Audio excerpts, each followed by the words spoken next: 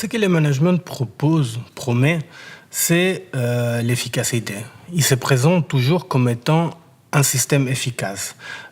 Tellement efficace que finalement, n'importe qui, n'importe où, pourrait évaluer à quel point l'efficacité qu'il amène est objective, réelle, etc. Alors, comment fonctionne cette efficacité que le management produit? Elle fonctionne de la manière suivante, c'est-à-dire que quand on va réaliser un audit, quand un système managériel va venir s'implanter quelque part, etc., il va tout d'abord réduire les gestes des travailleurs à des sortes de gestes de base, c'est-à-dire peu importe quel type de travail, que ce soit un travail intellectuel, que ce soit un travail manuel, que ce soit en usine, que ce soit dans les services publics, peu importe où, ils vont arriver et ils vont découper les gestes quotidiens de chaque travailleur en gestes de base. Ils vont essayer ensuite de modéliser les interactions entre ces différents gestes. Et pour finir, ils vont essayer de voir, de mesurer à quel point chacun des gestes contribue à un objectif général qu'on s'était donné. Et ceci semble, dit comme ça, extrêmement rationnel, extrêmement rassurant.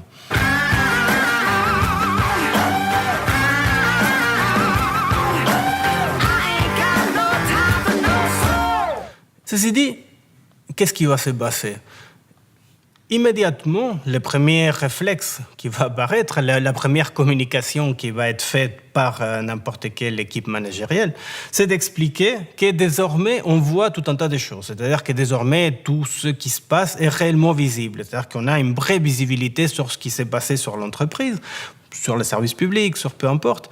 Et ensuite, une fois qu'on regarde, évidemment, ce qu'on voit, c'est qu'il y a un gaspillage énorme. C'est-à-dire qu'il y a tout un tas de gestes qui ne servent à rien, ou qui pourraient être faits autrement, ou qui pourraient être faits plus vite, etc.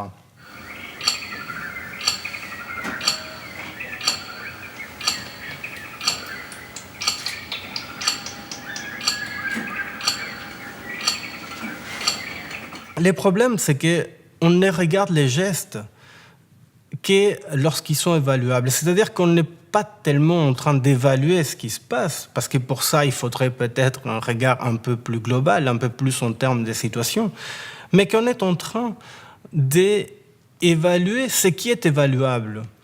Et que peu à peu, ça va être les gestes suivants du management, on va mettre en place des actions qui, en fonction de l'évaluation, qu'elles vont rendre possible ou pas. C'est-à-dire quand on regarde avec ce type de vision tellement idéaliste, y compris dans la biologie pure et dure, il y a des gens qui vont trouver que c'est pas si bien fait que ça, etc. Alors, la première chose qu'on peut voir par rapport à cette efficacité, c'est que quand les managements fonctionnent bien, c'est-à-dire que quand des systèmes managériaux vraiment s'implantent quelque part, le premier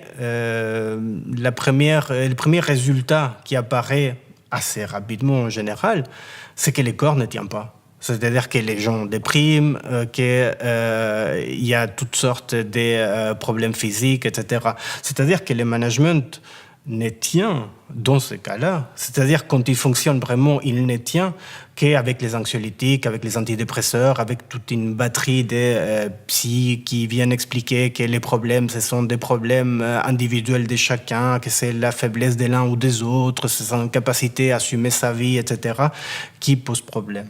J'étais pas fait pour être ouvrier, ça je vous le dis tout de suite. Hein. Je me sens physiquement inadéquat.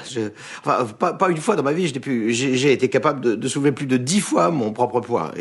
Et tout bien considéré, passer son temps à manipuler des saletés, franchement, c'est pas ce que j'appelle avoir des perspectives d'avenir. En ce sens-là, je crois que ce qu'il faut regarder, c'est que finalement, le management fonctionne, il a une certaine efficacité, mais alors il faudrait comprendre quelle est cette efficacité. Et je crois que cette efficacité profonde est de permettre à des gens, n'importe qui, n'importe où, c'est-à-dire à des gens qui n'ont aucun savoir lié à une situation concrète, de maîtriser des gens.